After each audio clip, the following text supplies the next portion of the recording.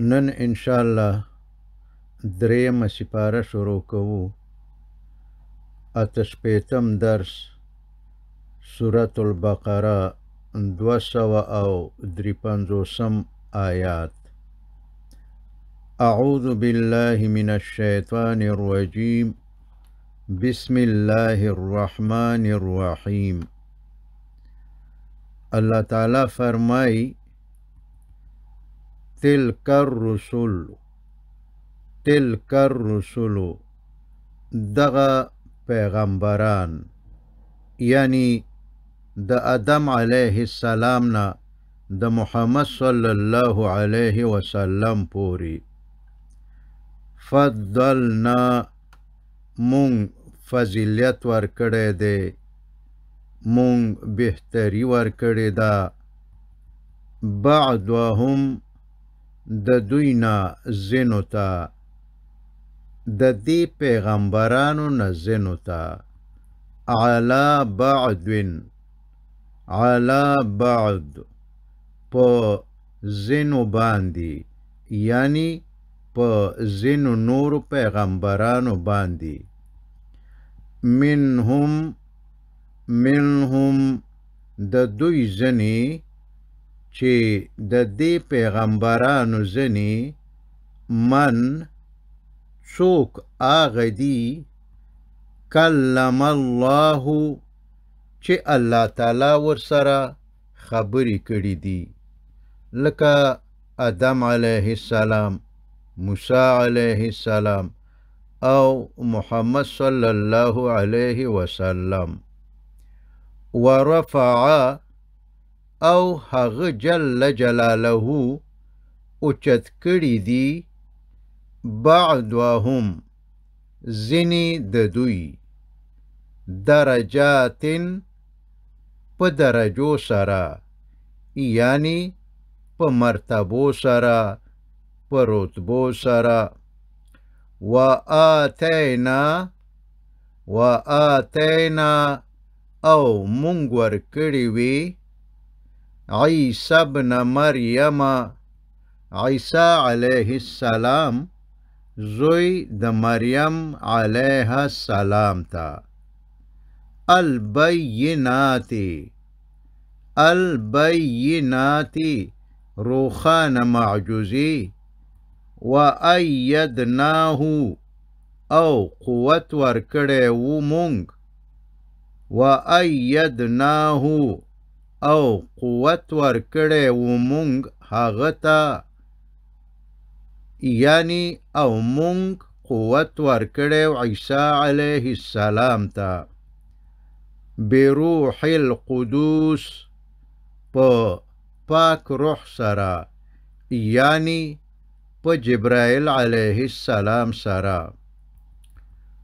ولو شاء الله او کچیر الله تعالی غختلی، مقتتلا نو جنگونه به نو کړي. الذین اغو خلقو، من بعدهم چې وروسته د هغوی نه وو، یعنی چې وروسته د دې پیغمبرانو نه وو. من بعد ما پس د هغې، جاءتهم چې راغلی وي دوی ته، البیناتو روخانه معجزې او واضح دلائل. یعنی که الله تعالی اراده فرمایلی وه، نو د ټولو پیغمبرانو امتیان به مسلمانان او مؤمنان وو، او نه به یې په منځ کې اختلافاتو او نه جنګونه، مګر الله تعالی په جبر او په زور سره څوک نه مجبوروي چې ایمان راوړي، او نه څوک مجبوروي چې انکار او کفر وکړي. ځکه چې دنیا الله تعالی د امتحان د پاره پیدا کړې ده. د امتحان کوټه ده. انسانان دنیا ته د امتحان ورکولو د پاره رالیږي. الله تعالی امتحان اخلي او انسان امتحان ورکوي. نتایج د حشر په میدان کې اعلانیږي. کامیابان جنت ته او ناکامان دوزخ ته ځي. د امتحان سوالونه په لوح محفوظ کې موجود دي او د زمان او مکان مطابق لحظه په لحظه هر انسان ته ورکول کیږي، لکه غریبی، دولت، مریضی، بادشاهی، زانی او مالی تاوانونه، د رزق پراخی او تنگی او داسې نور. په لوح محفوظ کې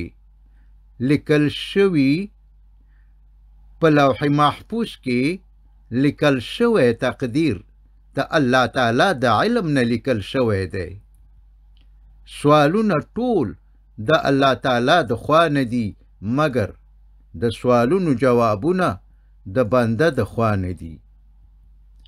دا په دې معنی چې په تقدیر کې سوالونه یا واقعات د الله تعالی د طرف نه لیکل شوي دي، یعنی د انسان خوخه او اختیار پکې نشته دی.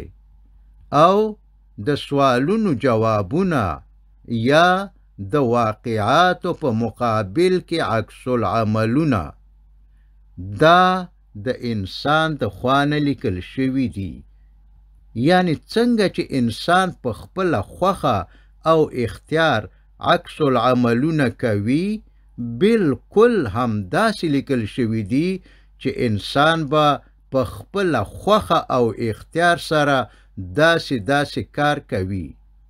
ښه یا بد، هر واقعه یو سوال دی چې انساني د واقع کېدو او نه واقع کېدو په باره کې هیڅ اختیار نه لري. کاملاً د انسان د خوښې نه پرته په انسان راځي او د هرې واقعي په مقابل کې عکس العمل د یو سوال جواب دی چې کاملاً انسان په خپل اختیار او اراده سره کوي یا جواب ورکوي. که صحیح جواب ورکوي او که غلط، الله تعالی د انسان په جواب ورکولو کې مداخله نه کوي، نه چاته نقل ورکوي، نه په چا سوالونه غلطوي او نه یې په چا صحیح کوي، بلکې انسان په خپله صحیح یا غلط جواب ورکوي. ځکه که چیرې نعوذ بالله الله تعالی مداخله وکړي او په چا صحیح او په چا غلط جوابونه ورکي، بیا خو نعوذ بالله د الله تعالی عدالت ته ګوته نیول کیږي. ځکه چې تر اوسه به هیڅ چا هم نه لیدلی وي او نه به یې اورېدلی وي چې یو معلم د امتحان په صحنه کې په خپله مداخله وکړي او ځینو شاګردانو ته داسې سوالونه حل کړي چې ټول دې کامیاب شي، او ځینو شاګردانو ته دې داسې سوالونه حل کړي چې ټول ناکام شي، او ځینو سره دې هیڅ کار ونه لري. نو داسې یو ذلیل کار چې د انسان څخه د کېدو توقع نه کیږي، نو د داسې کار منسوبول الله تعالی ته په الله تعالی ډیر لوی تهمت او عظیمه ګناه ده. ځکه چې د حشر په میدان کې به یو انسان هم دا ونه وایي چې یا الله پلانکي ته دې هدایت کړی وو او ما ته دې نه و کړی.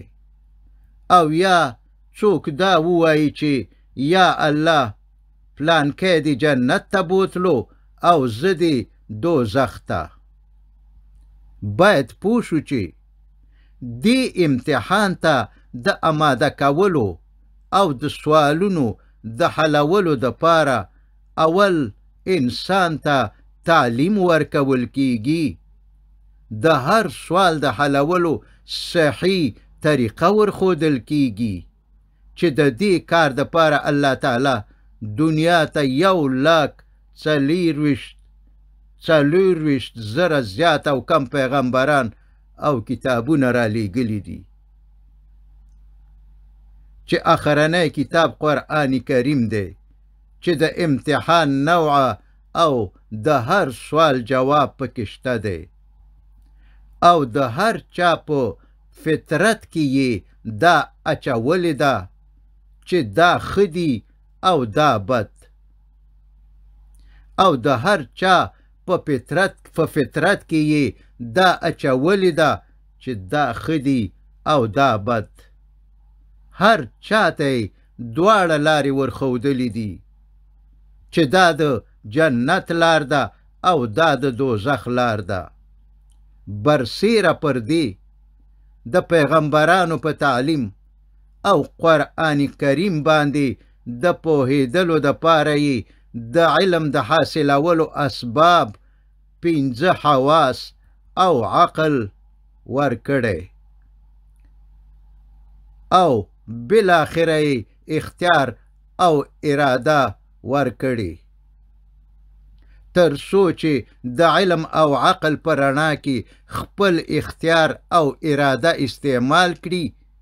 خو د پام وړ خبره خدا ده چې الله تعالی چې دنیا ته انسان راولیږي سم دستي ته امتحان نه اخلي، بلکې د تعلیم دپاره کافی وخت ورکوي تر څو چې بلوغ ته ورسیږي، علم او عقل پوخ شي او ښه او بد وپیژني، نو بیا یې امتحان شروع کیږي. او که څوک نعوذ بالله دا خبره کوي چې الله تعالی دا څنګه مخکې د مخکې په تقدیر کې لیکلي، نو دا خو کفر دی. یعنی که څوک دا خبره کوي چې الله تعالی دا مخکې د مخکې نه په تقدیر کې څنګه لیکلي دي، نو دا خو کفر دی. دا د الله تعالی علم ته ګوته نیول دي. د دوی جواب دا دی چې که یو انسان چې علم د الله تعالی د علم په مقایسه د دینه هم کم دی، لکه ستن چې په بحر کې ننباسو او د راوتلو وروسته یې چې د څوکې پورې کمې اوبه نښتې وي، نو د ستنې د څوکې پورې د نښتو اوبو به د بحر د اوبو په مقابل کې څه حیثیت وي؟ د ستنې پورې د څوکې پورې چې کمې اوبه نښتې وي، نو د هغې اوبو به د دې بحر د ټولو اوبو په مقابل کې څه حیثیت وي؟ نو که انسان د دومره کم علم په واسطه د باران، واورې، زلزلې او طوفانونو پیشبیني کولی شي، نو د انسان خالق چې لا تناهي علم لري، هغه جل جلاله ته دا هیڅ مشکل کار نه دی چې د ټولو کائناتو، جماداتو، نباتاتو او انسانانو پیشبیني وکړي. نو که په لوح محفوظ کې په لیکل شوي تقدیر سړی صحیح پوه شي، نو بیا خو مشکل نشته دی او نه د تقدیر په اړه چاته شک پیدا کیږي.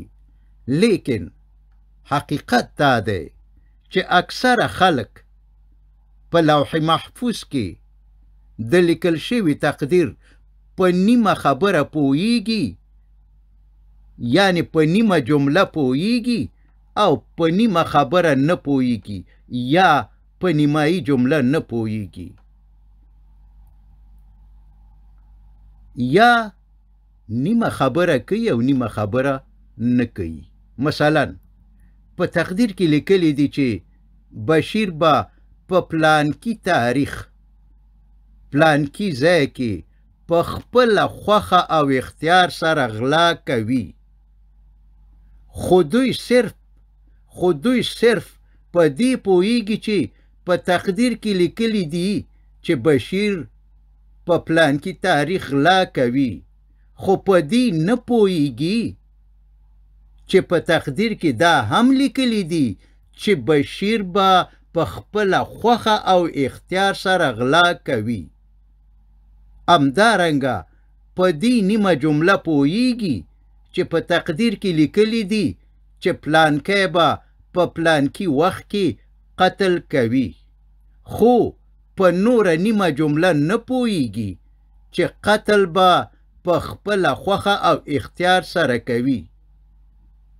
یعنی که دا لیکلی دي چې پلانکی به په پلانکي تاریخ قتل کوي، خو دا پکې هم لیکلی دي چې په خپله خوښه او اختیار سره به کوي، تا خو د الله د علم نه لیکلی دي.